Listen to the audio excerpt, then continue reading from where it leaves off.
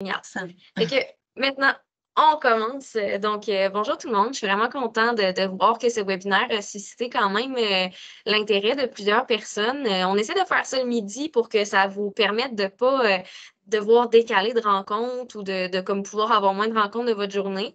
Fait que ça fait en sorte que c'est des webinaires qui sont quand même courts, 1 heure. C'est beaucoup d'informations rapidement, mais normalement, la formule plaît bien aux gens. Donc, j'espère que ça sera votre cas aussi à vous aujourd'hui.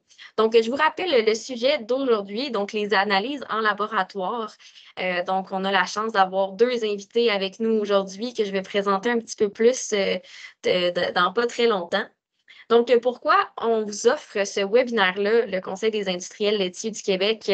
Ben, en fait, c'est que nous, peut-être que vous ne le savez pas, mais le Conseil des industriels laitiers du Québec a des membres réguliers, donc des membres qui sont acheteurs de lait, qui vont faire des produits avec le lait, puis des membres associés, donc des membres qui vont offrir des services à nos membres réguliers. Ça peut vraiment être des services de tout type. Puis au moment où on a discuté, là, José et moi, en lien avec le fait que Lactanet allait devenir membre associé chez nous, on a constaté que nos membres ne connaissaient pas nécessairement toutes les analyses qu'ils pouvaient faire en laboratoire afin d'assurer la qualité de leurs produits, puis peut-être même pouvoir en développer de nouveaux. Puis on s'est dit que c'est quand même quelque chose qui peut être très important pour nos membres réguliers. C'est des connaissances qui sont précieuses. Donc, on a décidé de vous offrir un webinaire pour vous aider là-dedans.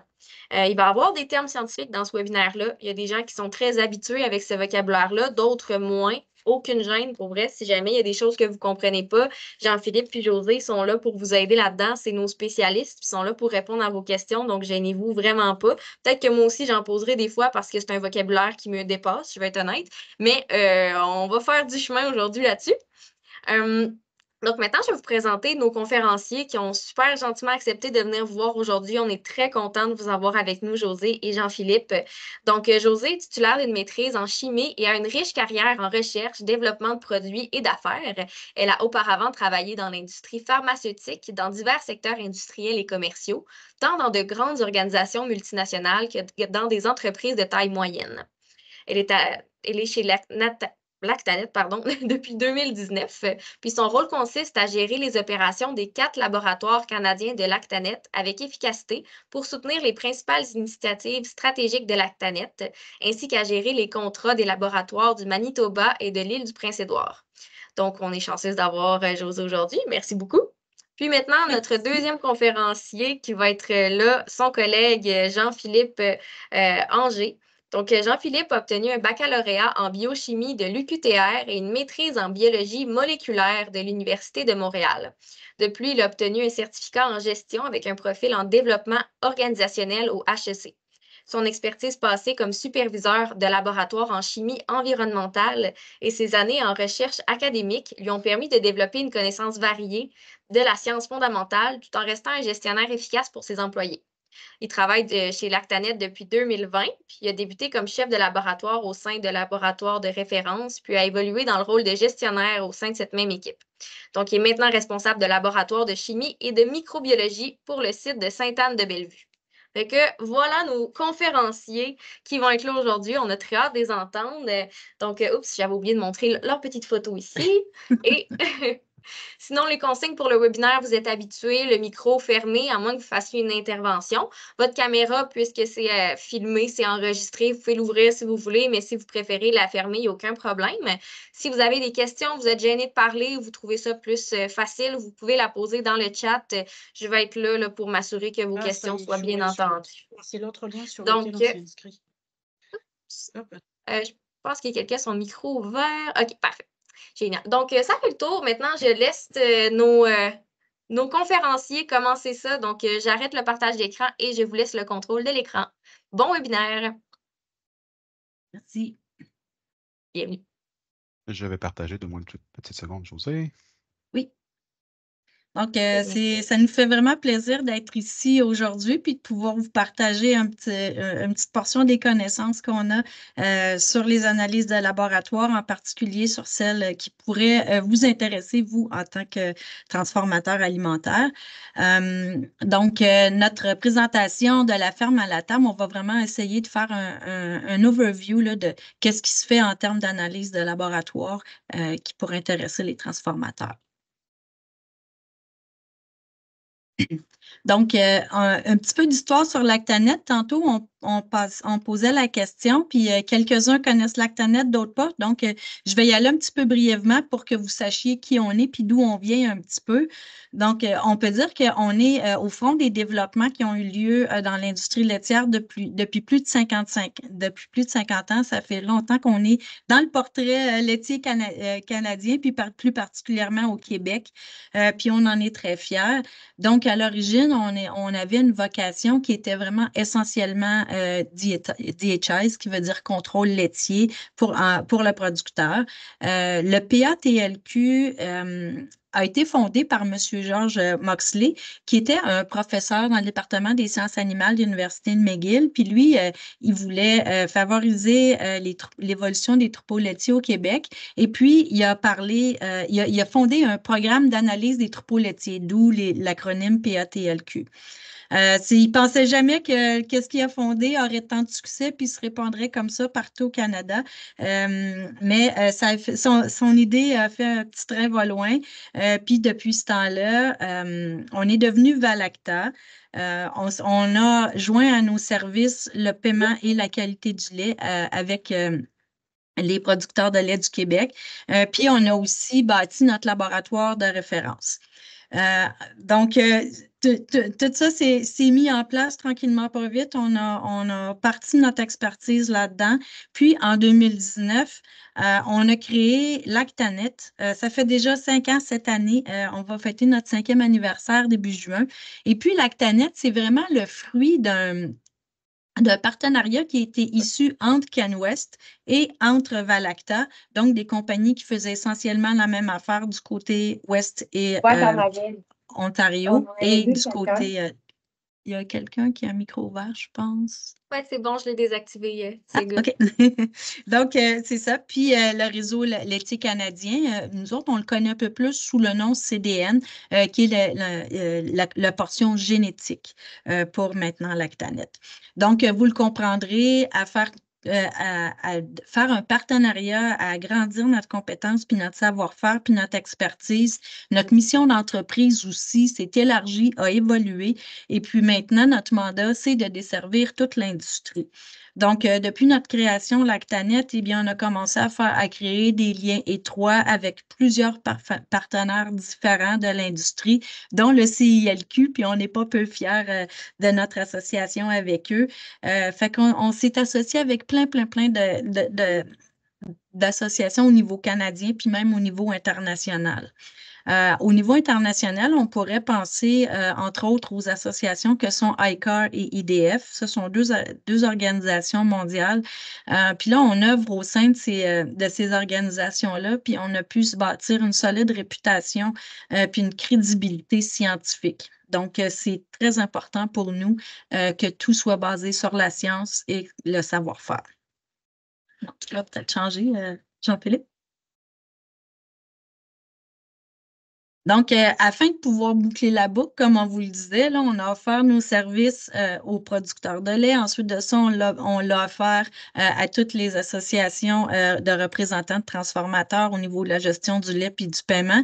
Fait qu'on voulait vraiment boucler la boucle puis compléter notre mission, en fait, de desservir toute l'industrie. Puis ce qui nous manquait, c'est d'avoir une offre transformateur. Fait qu'on a bien pensé, on a pensé à qu'est-ce qu'on pourrait faire qui fait partie déjà de notre expertise, mais qui pourrait être utile pour vous. Puis c'est pour ça qu'on s'est assis avec Jean-Philippe puis on a instauré une offre de services de base qu'on pense qui pourrait avoir de la valeur ajoutée pour vous. Qu'est-ce que ça consiste? En quoi ça consiste, cette offre de services de base-là?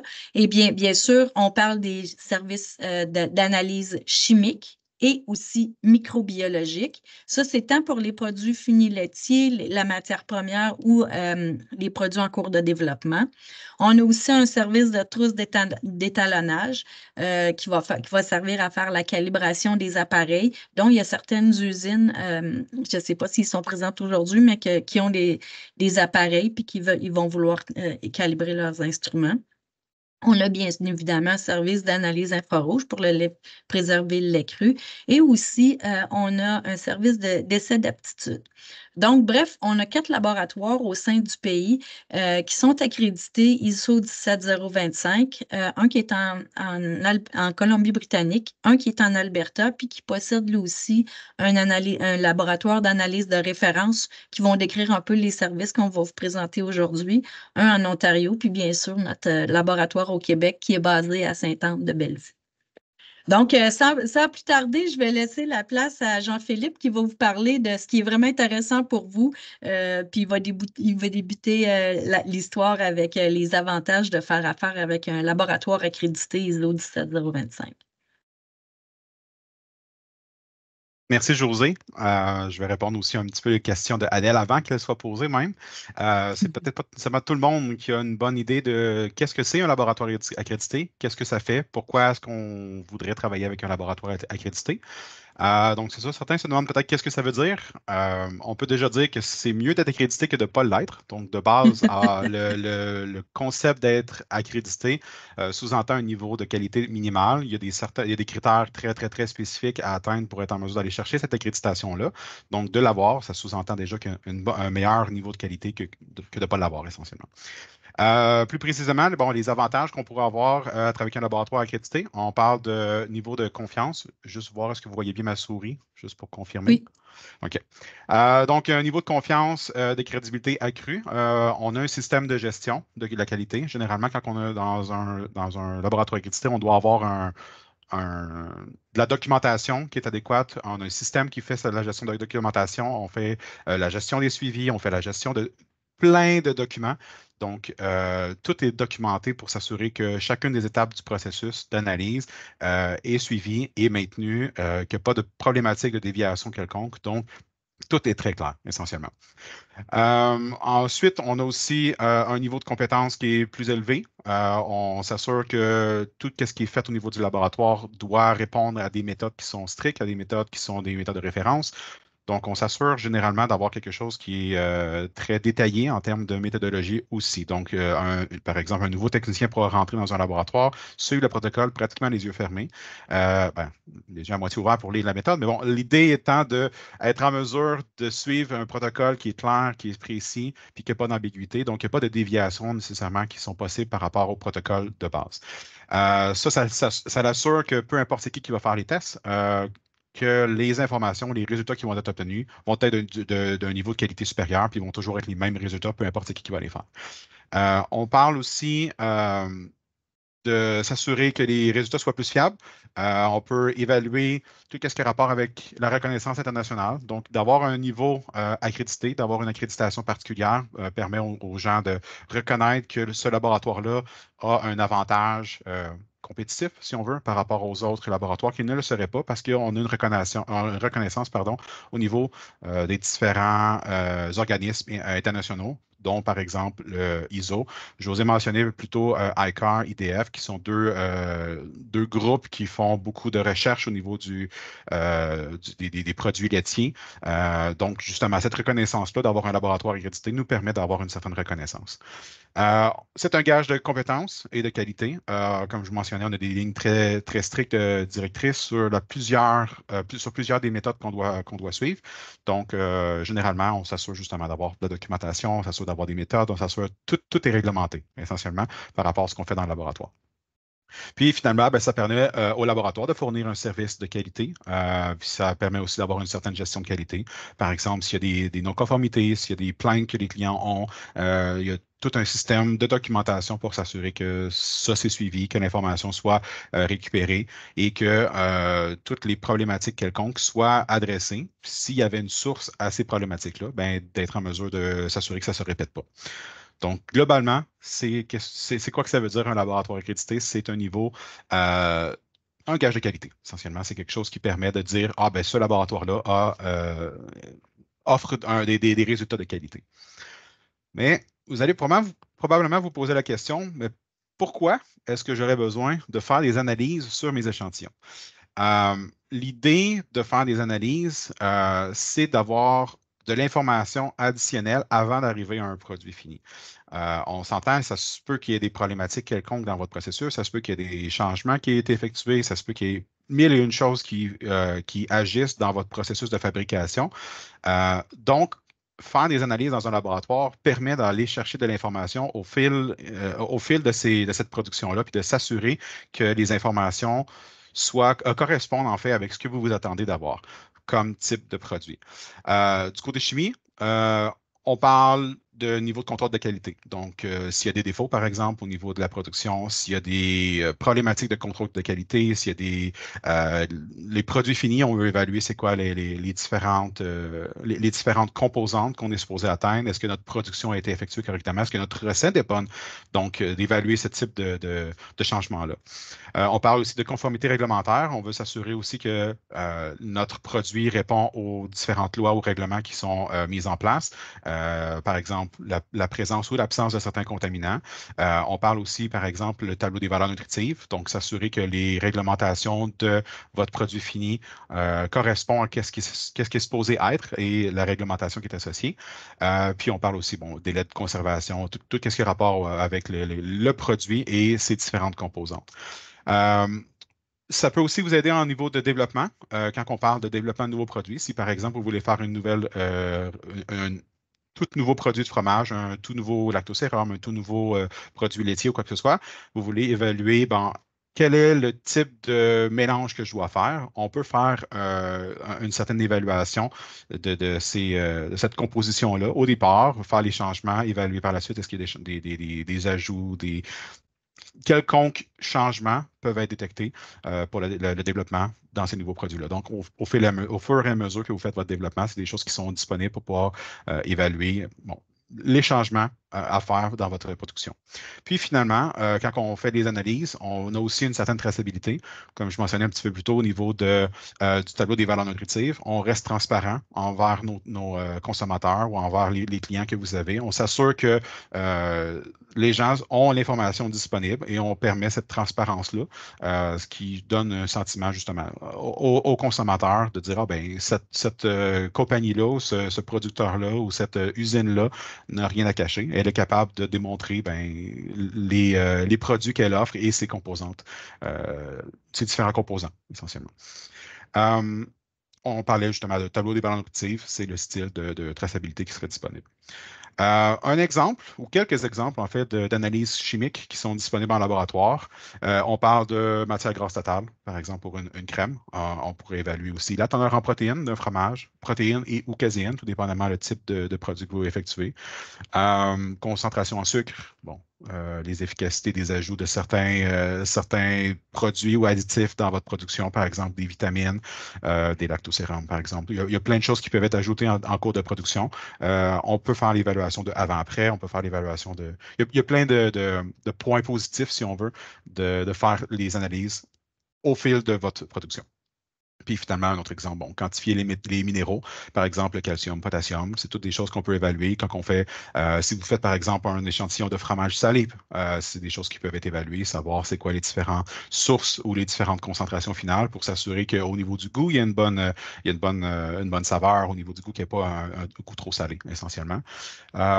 On parle généralement de méthodes de référence international ISO et ou AOAC, ISO étant l'entité qui est accréditation, qui est l'accréditation ISO. AOAC, c'est plus au niveau des États-Unis, mais c'est quand même des méthodes de référence qui sont reconnues à l'international comme des valeurs, comme des méthodes disponibles et adéquates pour les tests. Je pense que nous, dans notre laboratoire, c'est la majorité au niveau des valeurs internationales et des méthodes internationales ISO. Donc, on est dans une situation, les références qu'on utilise, c'est plus les références ISO. J'ai aussi expliqué quelques appareils qu'on utilise. Ça ne veut pas nécessairement dire que c'est la liste complète. On en a beaucoup différents, mais les types d'appareils qui sont utilisés pour faire les analyses chimiques, on parle de homogénier, on parle de la méthode Keshal pour la détection de protéines, par exemple. Chromatographie gazeuse. Donc, il y a mille et une façons de faire des tests pour évaluer vos différentes composantes chimiques. Donc, il y a toujours un avantage, il y a toujours pratiquement une façon de tester ce que vous voulez tester. Il faut juste trouver c'est où la bonne place pour pouvoir le faire, essentiellement. Ensuite, en plus des analyses chimiques, il y a aussi les analyses microbiologiques. Donc, pourquoi est-ce qu'on ferait des analyses microbiologiques sur des échantillons ou des produits finis? le premier point important, c'est de s'assurer qu'il y ait l'onnicuité alimentaire de tous vos produits. Donc, de s'assurer que les produits sont bons pour la consommation, qu'il n'y ait pas de présence, par exemple, de pathogènes comme la listeria, comme le salmonelle dans vos produits finis. On peut aussi évaluer plusieurs aspects de votre production. Il y a des façons de voir au fil de la production, les différentes étapes peuvent être aussi analysées pour s'assurer qu'il n'y a pas d'ajouts, si on veut, problématiques ou de produits, de sous-produits qui ont été ajoutés qui seraient problématiques. Ce type d'analyse-là favorise vraiment une meilleure un meilleur processus, une évaluation concrète, un niveau de qualité additionnel au niveau des contaminations. Puis justement, ça permet de respecter les conformités réglementaires. Il y a certaines valeurs qui sont maximales à devoir respecter, par exemple, en termes de bactéries totales. Quand on parle d'évaluation d'efficacité de la pasteurisation, par exemple, quand on parle il y a plusieurs réglementations qui doivent être respectées. Puis une des façons de faire cette évaluation-là, c'est de faire des tests en laboratoire au niveau des laboratoires microbiologiques.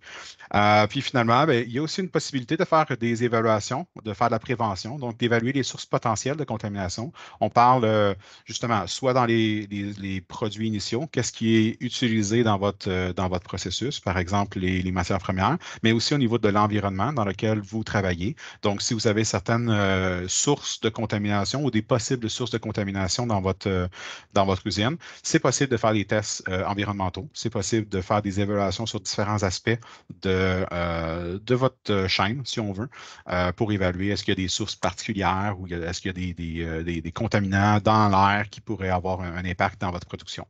Donc, on parle en général soit de détection aux produits finis, on parle aussi peut-être dans la production, donc évaluer les différentes étapes de votre produit. Fait que si vous avez des formats non finis, hein, j'en déduis, non finaux, ils seraient disponibles. Puis finalement, on a aussi au niveau de la source de la prévention, donc s'assurer que le côté avant qu'on arrive à un produit fini, puis qu'on doive revenir faire des rappels, par exemple, ou faire des retours de produits.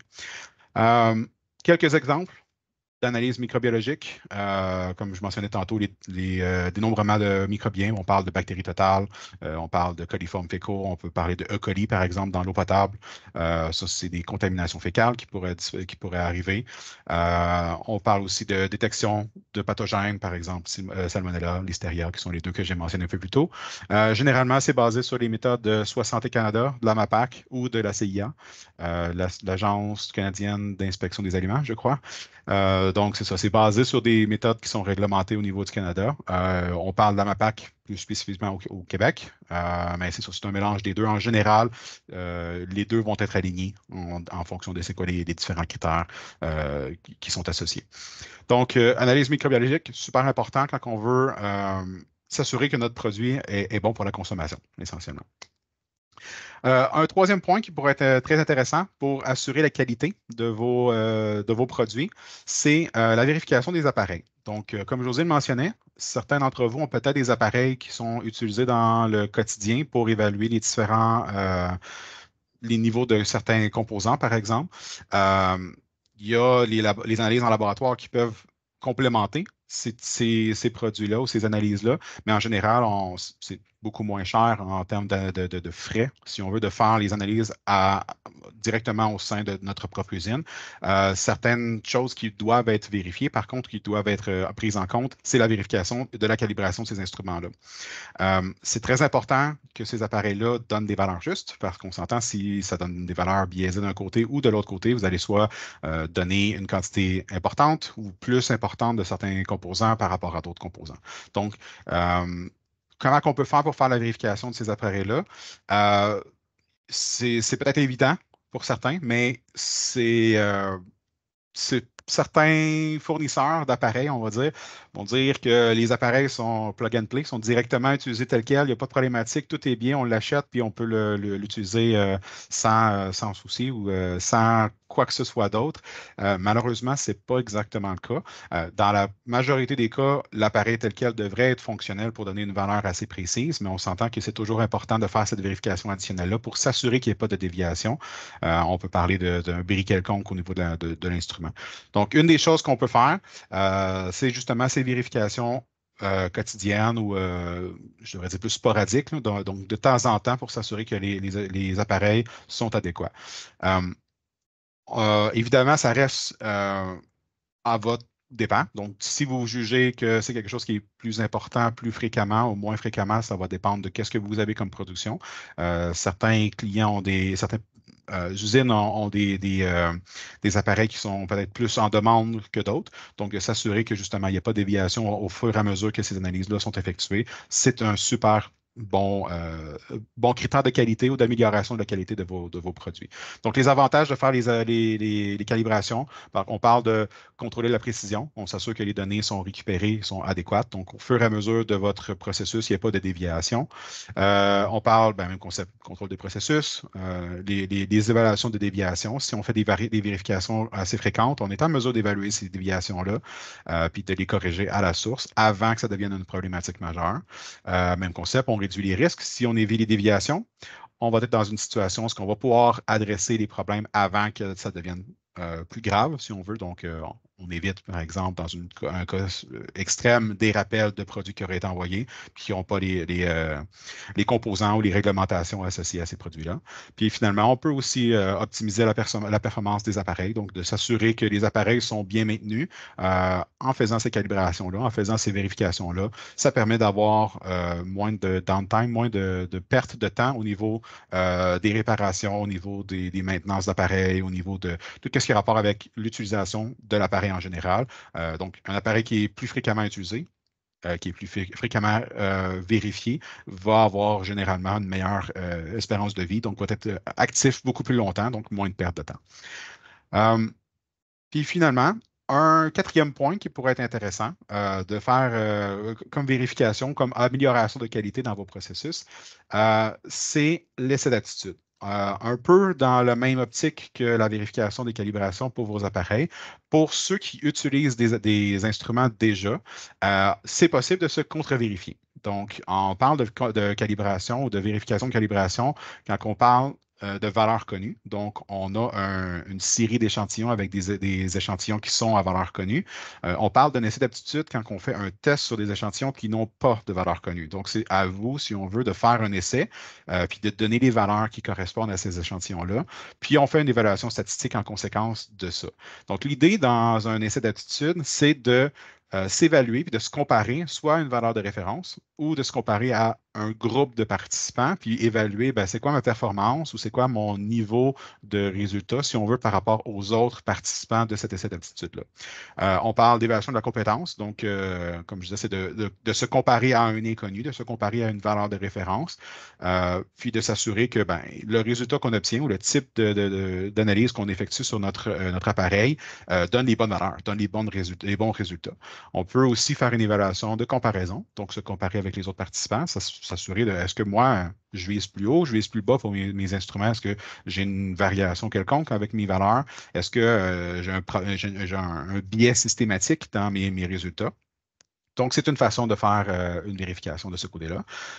Évidemment, c'est un outil d'assurance qualité. Fait que si on est capable de participer, puis qu'on fait les analyses, puis qu'on obtient les mêmes résultats que les autres, ou qu'on obtient des résultats qui sont similaires aux autres, ça nous permet de nous valider comme quoi, ce qu'on fait, c'est bon. On est dans la même gamme que toutes les autres. On n'a pas de biais, on n'a pas de. Donc, ça nous rassure. C'est un outil, comme je dis, d'assurance de la qualité des produits ou des résultats qu'on obtient. Puis finalement, on parle d'amélioration continue. Si on voit quelque chose qui est systématique dans les différents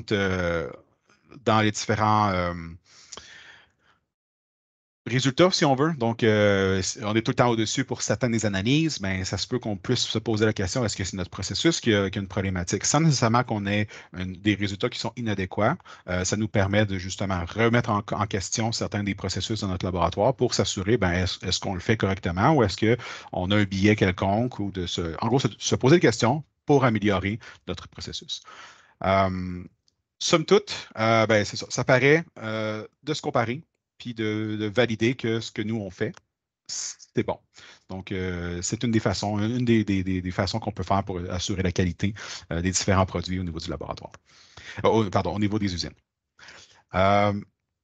C'était pas mal ça. José va faire un petit résumé des différents points. Évidemment, vous ne serez pas surpris, c'est la majorité des points qui ont été mentionnés, Lactanet est en mesure, d'une façon ou d'une autre, d'offrir ces informations-là.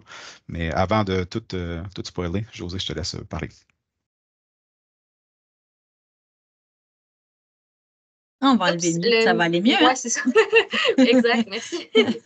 Donc, merci Jean-Philippe. Donc, oui, effectivement, chez Lactanet, on a une grande expertise dans le laboratoire de référence qui dure depuis plus de 20 ans maintenant. Et effectivement, on est accrédité pour faire la majorité de nos services. On est 17025 pour absolument tous nos laboratoires, chimie, microbiologie, contrôle laitier, paiement, qualité, nommez-les. On a toutes les accréditations. 17025. On est aussi 17043 pour les services de test d'aptitude et on est en train d'aller chercher l'accréditation 17034 pour notre service de trousse de calibration.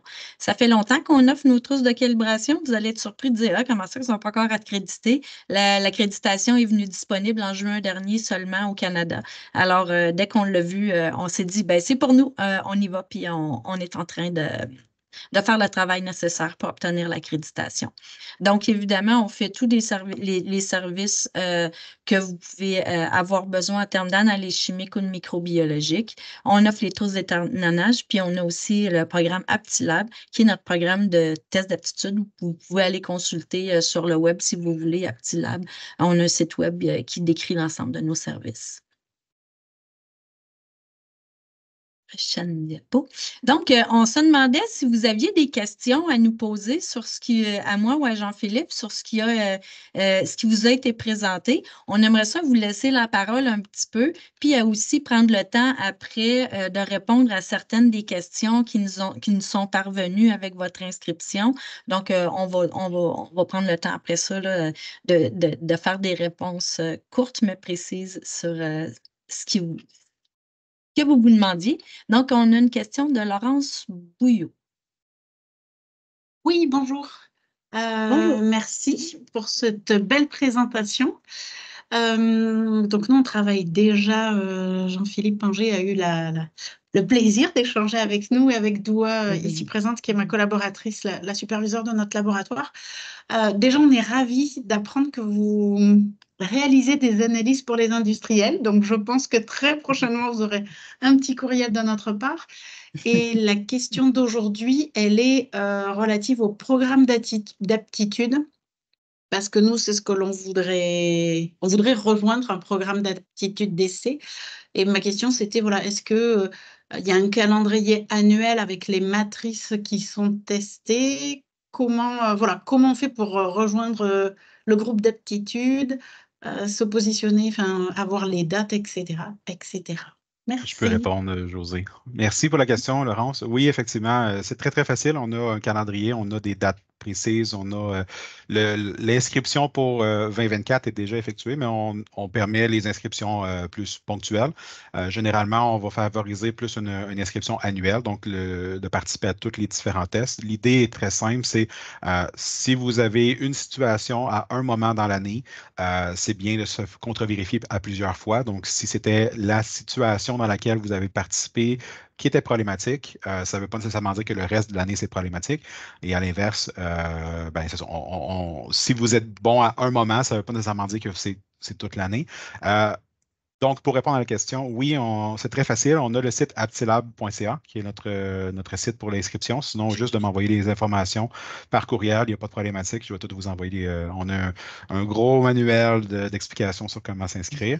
Puis, ça serait pour quel type d'analyse que vous voudriez faire Ça allait être ma deuxième partie de OK. question. Là, on est le 29 avril. Oui. Est-ce que c'est trop tard pour s'inscrire pour cette année? Est-ce qu'on peut C'est rejoindre le groupe même Oui, en cours vous d'année? pouvez, exactement. Vous pouvez rentrer en plein milieu d'année. Comme je dis, l'idée, c'est de faire un suivi qui est régulier. Ça n'a pas nécessairement besoin d'être fait au début de l'année. Les inscriptions, généralement, on les envoie dans le mois de novembre, mais c'est ça. L'idée, c'est vraiment plus d'avoir un suivi quotidien. Donc, si vous commencez aujourd'hui, c'est pas, disons, 1er mai, il n'y a pas de problématique nécessairement à commencer à ce moment-là, mais de maintenir après. Puis c'est à la fréquence que vous voulez. Si vous voulez le faire plusieurs fois, nous, on recommande de le faire jusqu'à 6 fois par année, ce qui est le nombre de fois qu'on offre certaines nos trousses. Mais comme je vous dis, vous pouvez embarquer dès maintenant pour la prochaine. C'est sûr que les dates sont déjà fixes, donc ça serait la prochaine, tout dépendamment c'est quoi le type de matrice que vous avez. Ça se peut que ce soit au mois de mai, ça se peut que ce soit au mois de juin, tout dépendamment les matrices. Est-ce que c'est au niveau, j'en déduis que c'est au niveau du lait cru probablement ou de l'homogénéisé? Non, ça serait au niveau des fromages. C'est pas OK. pressé non cuite. Je sais pas comment ça s'appelle. Je peux vous donner. Et puis moi, je vais revoir parce que c'est une exigence, nous, du groupe. Donc, je vais revoir exactement quel type d'analyse. Mais je pense que oui, on pourrait commencer. Puis moi, je me suis noté que c'est à partir de novembre qu'il faudrait se rappeler On va vous pour envoyer 2025. les informations. Exactement. On va vous envoyer, on va faire un rappel pour toutes les inscriptions. Ça, il n'y a pas de problématique. Pour les échantillons de fromage, ça sera au mois de juin. Donc, ce ne sera pas le prochain mois. Donc, vous êtes théoriquement en avance pour la prochaine participation. Ah, ben ça pourrait être. OK. Ouais, juste pour être un peu plus global aussi pour les autres participants, on fait les crus, les homogénéisés, les crèmes, crèmes homogénéisées, puis les fromages. Donc, dans ce contexte-là, on offre effectivement les fromages. Je pense, vite de même, ça serait gras, protéines et humidité. Je crois gras, protéines, humidité. Ouais, c'est ça. Gras, protéines, humidité, puis le sel, pardon. C'est les 4 types d'analyses qu'on offrirait. Fait que tout dépendamment de ce que vous voulez faire, à voir. Mais voilà. Est-ce que ça répond à la question? Oups, pardon. Oui. Je voulais juste indiquer que j'ai mis dans le chat le site Internet là, pour super. Aptilab. Merci, Adèle. Bienvenue. Est-ce que ça répond à la question, Laurence? Elle est toujours mutée. OK. J'en déduis que oui. Sinon, on passera à la De toute prochaine. façon, elle pourra toujours te contacter en ça, il n'y a pas de privé, problématique. puis terminer la discussion. Donc, est-ce qu'il y aurait d'autres questions avant qu'on poursuive? N'hésitez pas, toutes les questions sont bonnes, il n'y a vraiment aucune gêne, mais si jamais c'est pour des enjeux concurrentiels, vous voulez écrire plus en privé là, au conférencier, il y aura possibilité également. Tout à fait. Donc, on va y aller avec quelques-unes des questions qui nous ont été posées, puis je pense que ça pourrait être pour le bénéfice de tout le monde d'y répondre en groupe. Donc, il y avait une question qui était à savoir, dans toutes les analyses spécifiques, j'imagine que ça voulait dire un peu plus qui ont rapport aux composantes du lait, comme les matières grasses, l'extrait sec, la protéine. Est-ce qu'il y a des biais analytiques associés à ces analyses-là? Effectivement, il peut y avoir des biais analytiques. On parle généralement de méthodes indirectes, par exemple les méthodes au infrarouge. Et c'est plus susceptible, si on veut, d'avoir ces types de biais-là, parce qu'ils vont dépendre des kits de calibration, ils vont dépendre du modèle mathématique qui a été effectué par le fournisseur. Donc, oui, dans ce contexte-là, il pourrait y avoir des biais. Je vous rassure, en général, si vous calibrez, les biais sont très, très, très faibles. Donc, c'est pas on parle de pourcentage pratiquement négligeable. Mais justement, ça revient un peu à l'idée c'est important de faire les vérifications des calibrations pour s'assurer que les valeurs qu'on obtient, c'est les bonnes valeurs. Parce que justement, si on laisse aller ou qu'on ne vérifie pas ces calibrations-là ou les modèles mathématiques qui ont été effectués sur les appareils, ça peut créer certains biais. Justement, soit d'être surélevés tout le temps ou sous-élevés tout le temps, tout dépendamment c'est quoi le type de biais. Mais c'est ça. Au niveau des méthodes de référence, on parle plus de variation standard. Donc, on a un certain critère qui est associé, qui est par la méthode de référence. Donc, on a une variation minimale qu'on doit respecter, ou une variation maximale, pardon, qu'on doit respecter dans les résultats. Mais généralement, on sous-entend que la méthode de référence crée beaucoup, beaucoup moins de biais parce que c'est ça, c'est la version wet lab, si on veut, la version directement. C'est une méthode directe, essentiellement. Ce n'est pas une méthode indirecte de calcul pour obtenir les valeurs de référence, en espérant avoir répondu à la question pour la personne qui a posé. Puis si vous avez des sous-questions par après, n'hésitez pas non plus, là, ça nous fera plaisir. Donc, il y a quelqu'un d'autre qui voulait savoir quelles sont les analyses qui sont disponibles pour des produits associés à la crème glacée. La majorité des analyses sont disponibles sur la majorité des produits, en fait. C'est sûr que nous, on a une accréditation pour certaines matrices puis certaines analyses. Donc, ce n'est pas nécessairement tout qui va être dans format accrédité, mais la majorité du temps, on est capable de trouver des façons de dévier un peu des méthodes puis de rapporter les résultats en conséquence. Dans le contexte de la question pour le lactose sur les crèmes glacées, c'est effectivement possible de faire le test. Il y a des petites déviations qu'on doit faire. La raison très simple, le raisonnement très simple, c'est que la crème glacée en tant que telle est très élevée en solide. Donc, il y a une étape de filtration qu'on doit effectuer pour le lactose. Des fois, ça peut boucher. Donc, ça va dépendre de l'échantillon qui va être à tester. En général, on est capable d'avoir des déviations. Par exemple, on prend moins d'échantillons, on fait deux filtrations. Donc, il y a des déviations qu'on peut faire, mais considérant que ce n'est pas le protocole standard ou la méthodologie standard, ça doit être indiqué qu'il y a une déviation qui a été effectuée pour la méthode. Mais pratiquement tous les tests peuvent être faits sur pratiquement toutes les matrices. Quand on parle je donne certains exemples, mais de perméa, de rétenta, de lactosérum, on parle de crème glacée, on parle de produits laitiers atypiques, c'est toutes des choses qui peuvent être effectuées.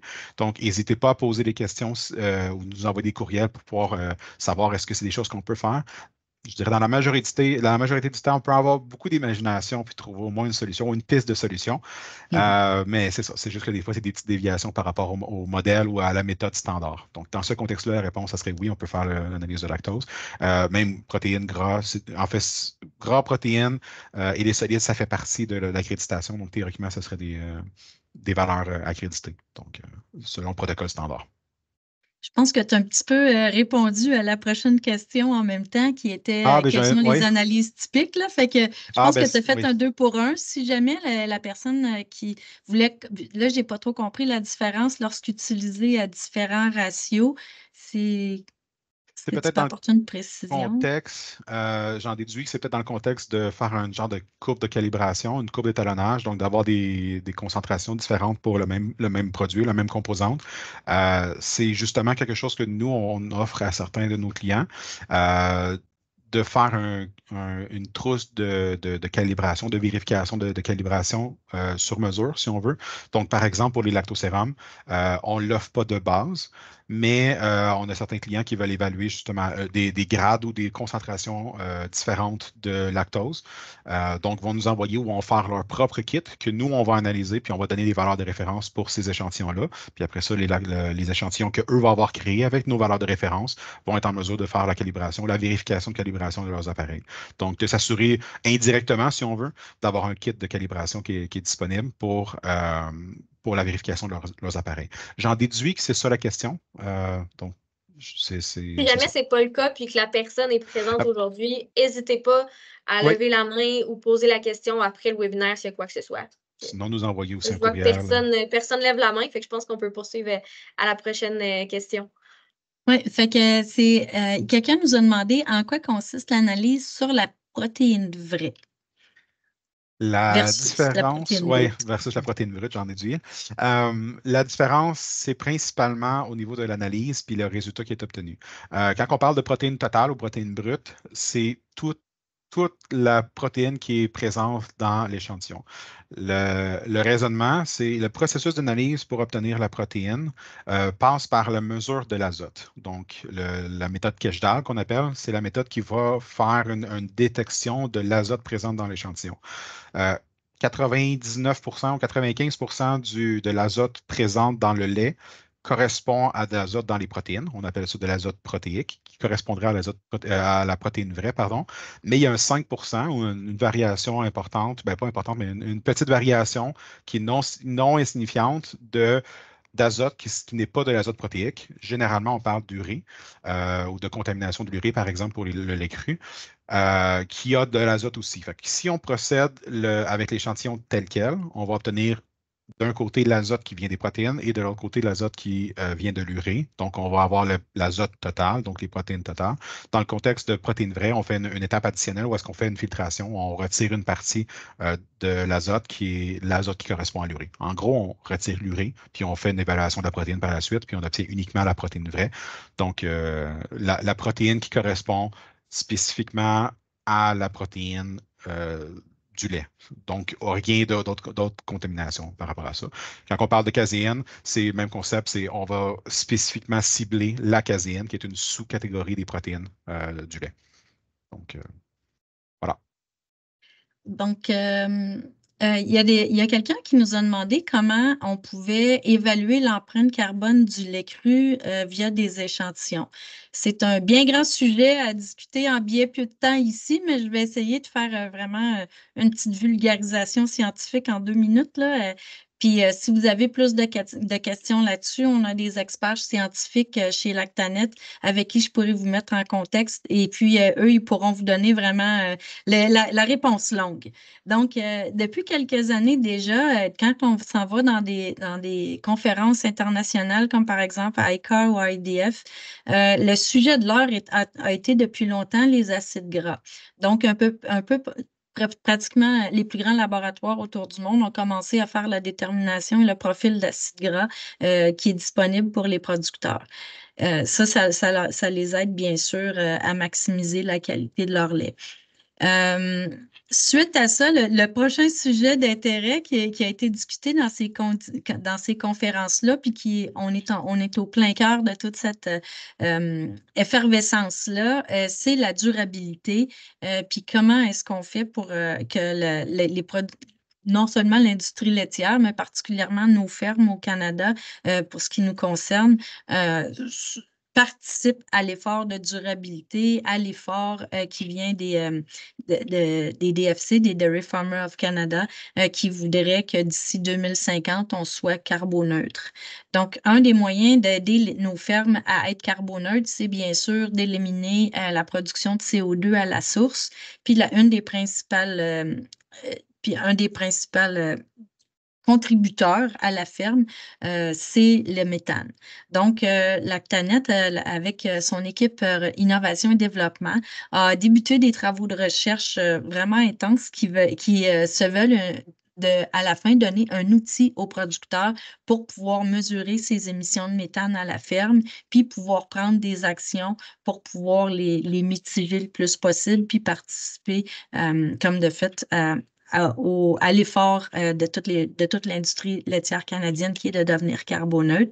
Donc, ils sont en train de travailler, nos chercheurs sont en train de travailler à constituer des équations qui vont permettre d'établir une relation avec les acides gras qui sont mesurés dans l'échantillon de lait et le niveau de méthane qui est rejeté par les vaches.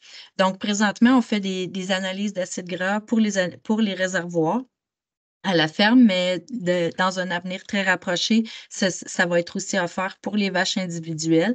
Donc, comme projet de recherche, ils ont installé des sniffers dans certaines fermes. Puis un sniffer, c'est comme une espèce de boîte qui a des capteurs de méthane. Donc, quand la vache, elle s'en va pour manger, elle respire dans cet environnement-là, fermé-là, qui, eux, captent les émissions de méthane, puis sont en moyen de les mesurer. Donc, ils vont faire des corrélations entre les acides gras de l'échantillon de lait qui est mesuré par la vache et le méthane. Fait que c'est très vulgarisé. Si en 5 minutes, c'est plus complexe que ça. Mais si jamais vous pouvez suivre nos blogs, vous allez voir qu'il y a aussi beaucoup d'informations qui circulent sur le site web de Lactanet. Là aussi, vous allez retrouver beaucoup d'informations à cet effet-là. Il y a une autre question très rapidement qui nous a été posée. Est-ce qu'on peut détecter la fameuse grippe aviaire des vaches? Oui, c'est possible de le détecter dans le lait. On a retrouvé la présence du virus, comme vous le savez, fort probablement dans plusieurs États au Mexique, au Texas, Nouveau-Mexique, Kansas, Idaho. Ça commence à s'étendre, Dakota du Sud, Caroline du Nord, Ohio. Fait qu'il y en a quand même pas mal qui ont été affectés. On se croise les doigts. On n'en a pas eu encore au Canada. Ce virus-là serait apparemment introduit par la présence d'animaux infectés ou l'introduction dans les troupeaux de bovins qui sont déjà infectés.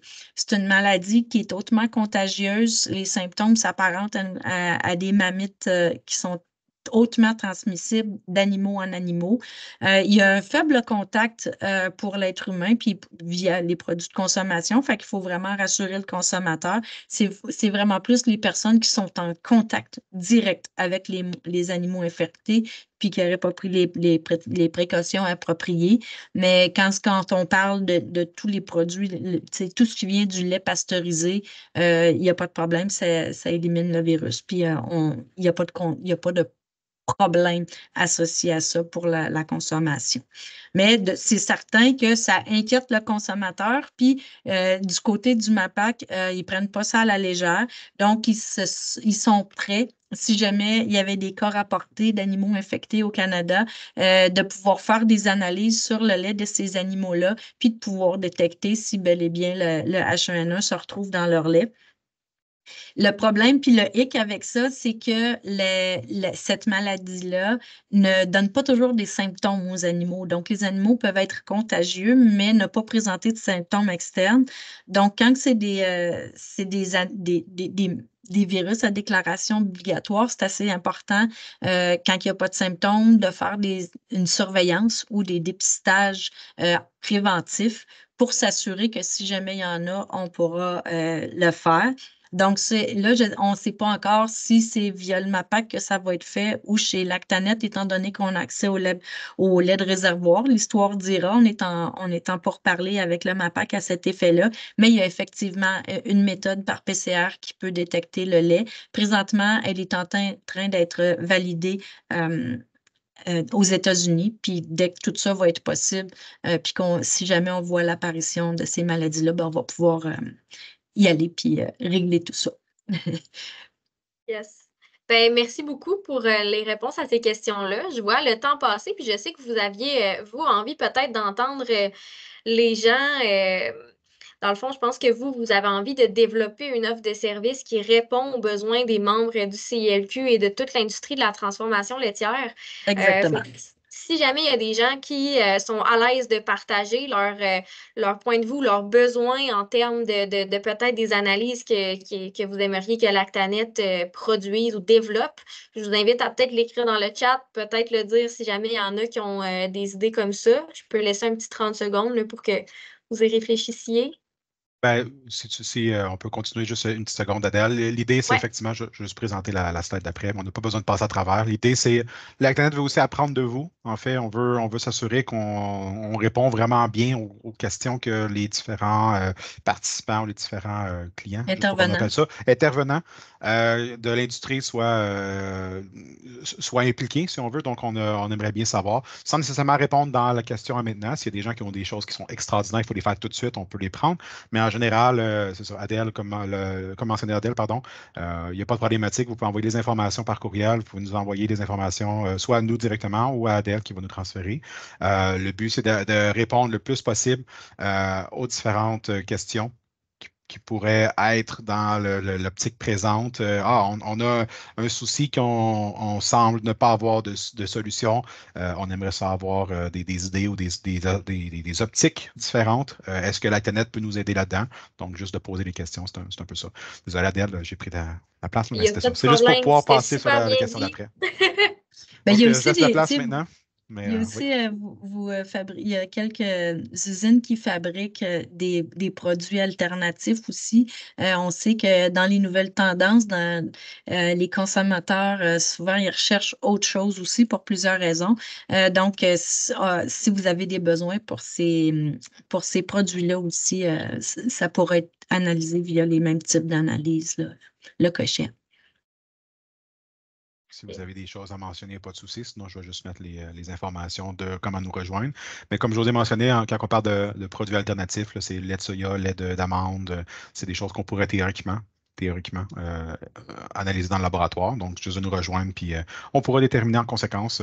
Comme je vous dis, peu importe la matrice, peu importe le type d'analyse que vous voulez faire, on devrait être en mesure d'avoir quelque chose. On a beaucoup d'imagination. Donc, bon, mais Génial. Fait que moi, il reste un petit 4 minutes. Je vais vous laisser après conclure avec comment vous joindre Jean-Philippe et José. Je vais juste partager rapidement nos événements à venir du côté du CILQ. Donc, c'est sûr que moi, je profite de l'occasion de ce webinaire-là pour vous parler. Donc, 29 avril, c'est aujourd'hui le webinaire, mais ce qui s'en vient, il y a le 11 juin prochain. Il y a l'événement estival qui va être à Mouton Village, à Saint-Charles, sur Richelieu. Donc, cette année, notre thème, ça va être l'innovation. Donc, je pense que ça va vraiment être très intéressant. Je vais vous mettre le lien sur notre conversation là, après que j'ai parlé pour vous inscrire si jamais vous voulez tout de suite le faire, c'est possible. Puis sinon, simplement réserver la date au calendrier, les dates plutôt, du 27 au 29 septembre, il y aura le congrès annuel du CILQ. Les inscriptions ne sont pas débutées, mais je voulais quand même que vous mettiez cette date-là à votre calendrier.